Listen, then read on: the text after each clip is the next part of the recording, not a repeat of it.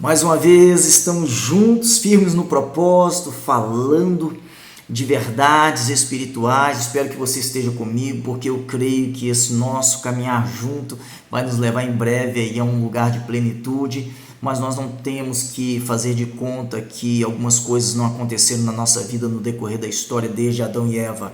Então, Gênesis capítulo 2, versículo 17 diz assim a palavra de Deus: mas da árvore do conhecimento do bem e do mal não comerás, porque no dia em que dela comeres, morrerás. Capítulo 3, versículo 8 diz assim: quando ouviram a voz do Senhor, que andava no jardim pela viração do dia, esconderam-se da presença do Senhor Deus, o homem e sua mulher, por entre as árvores do jardim. Olha, eu quero falar de morte, eu quero falar de desconexão, eu quero falar de separação, eu quero falar de uma divisão real que aconteceu. Só lembrando a você que o homem tinha uma inteligência emocional, sim, ele tinha uma inteligência mental, cognitiva, intelectual, só que o homem perdeu isso por causa de uma palavrinha chamada pecado.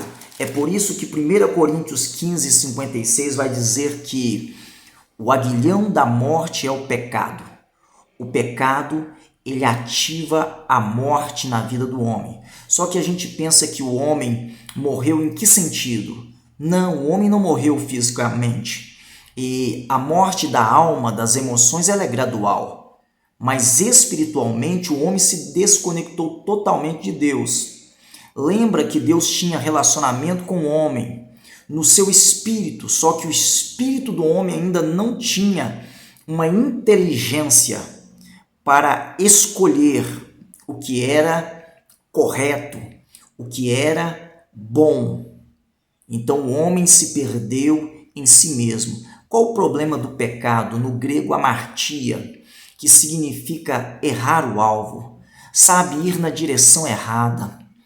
Tem muito a ver com as escolhas que nós fazemos. O pecado é realmente uma transgressão de uma vontade de Deus para a vida do homem, tudo que Deus queria desde o início, e ele continua buscando o homem até hoje para esse relacionamento, essa intimidade constante e contínua com o homem. Só que o homem fez a sua escolha. Por isso alguém disse que o livre-arbítrio sem amor não existe. Por isso Deus não criou o homem como um robô, como uma marionete. O homem podia decidir fazer a escolha. Ele poderia ter escolhido pela árvore da vida e viveria eternamente, mas ele fez a escolha pela árvore do conhecimento do bem e do mal. E o que essa escolha do homem fez com que ele perdesse? Ele perde primeiro a sua comunhão com Deus e a sua comunhão com as pessoas, e justo com a pessoa mais próxima dele, a sua própria esposa. O homem perde a sua pureza porque eles estavam nus e não se envergonhavam.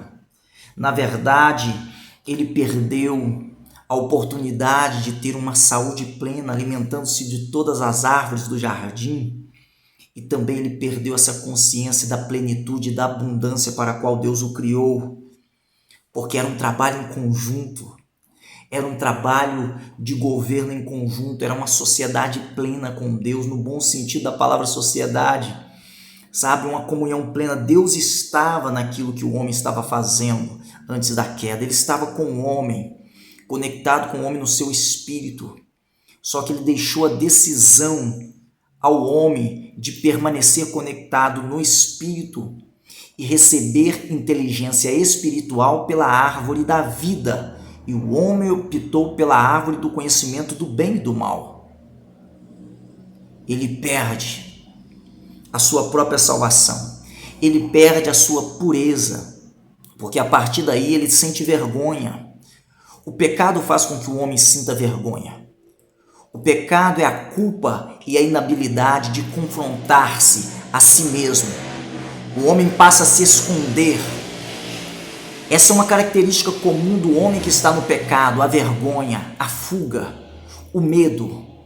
O homem perde por causa do pecado, e essas características elas vão se perpetuando enquanto o homem não entende o propósito original. Na verdade, o homem perdeu o domínio, ele perdeu a convivência com o sobrenatural, ele perdeu a harmonia nos seus relacionamentos com os outros homens. Na verdade, ele perde a sua identidade original, que era a imagem e semelhança de Deus.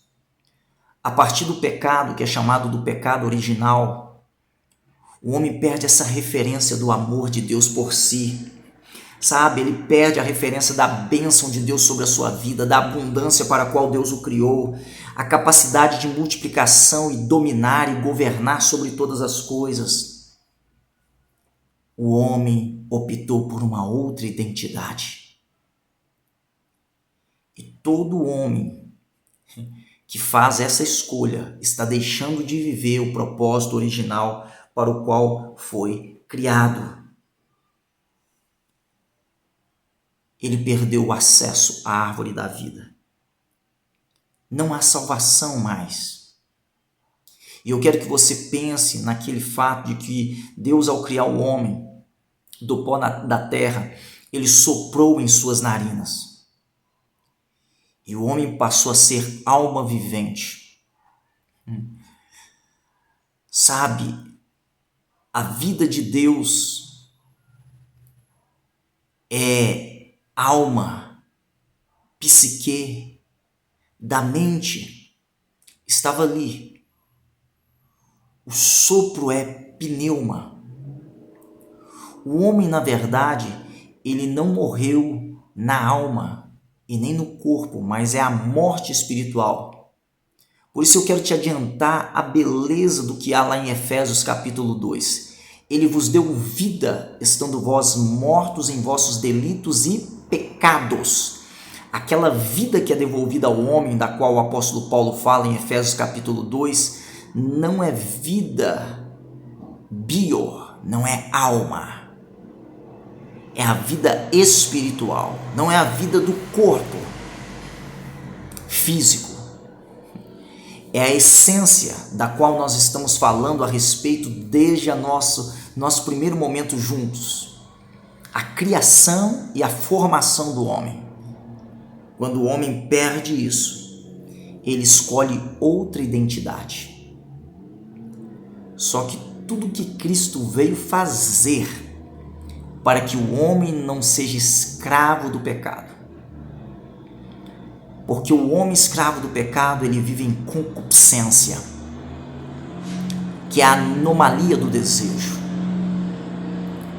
E toda inclinação dele é fazer exatamente diferente daquilo que Deus propõe para ele. Mas quando a identidade do homem é restaurada pelo sacrifício de Cristo, quando ela é resgatada, então o homem volta ao lugar de onde ele nunca deveria ter saído. Olha, eu preciso deixar isso aqui gravado para você. Espero que você me ouça bem, porque teve um som estrondoso de um carro aqui. Mas não importa, o mundo precisa ter a sua identidade original resgatada pela vida no Espírito, a fim de voltar a fazer as escolhas que está no coração do Pai. Porque enquanto isso não acontece, o homem está morto. Por isso eu costumo dizer que as pessoas que nós encontramos pelas ruas são como zumbis, mortos vivos. Elas não têm a experiência com a vida espiritual. Elas não têm conexão com Deus. Os religiosos também estão da mesma forma. Elas não têm a intimidade. O pecado ainda governa, trazendo um monte de inabilidades, impossibilidades, limitações. Mas quando o homem é restaurado na sua nova identidade em Cristo pela vida espiritual, escute isso. Todas as referências que ele perdeu, que eu citei anteriormente, é restaurada também. Ele toma consciência do amor de Deus, da abundância, da bênção, da multiplicação, do governo, da imagem e semelhança na qual ele foi criado. Olha, que Deus abençoe sua vida. Nós temos muito que caminhar, mas lembre-se, o pecado, consciente ou inconsciente. Alguém disse que o pecado de comissão é o pecado que nos impede de viver aquilo que Deus tem para nós na eternidade. Mas o pecado de omissão é o que nos impede de reinar em vida aqui na terra. Que Deus livre o homem do seu bloqueador. Jesus Cristo, ele vai mudar essa história. Por isso nós estamos aqui juntos e nós queremos conhecer mais, para a glória de Deus Pai, a vida plena e abundante, a partir de onde você deve fluir e não o lugar que você está esperando chegar. Um forte abraço, amo vocês em Cristo avançar.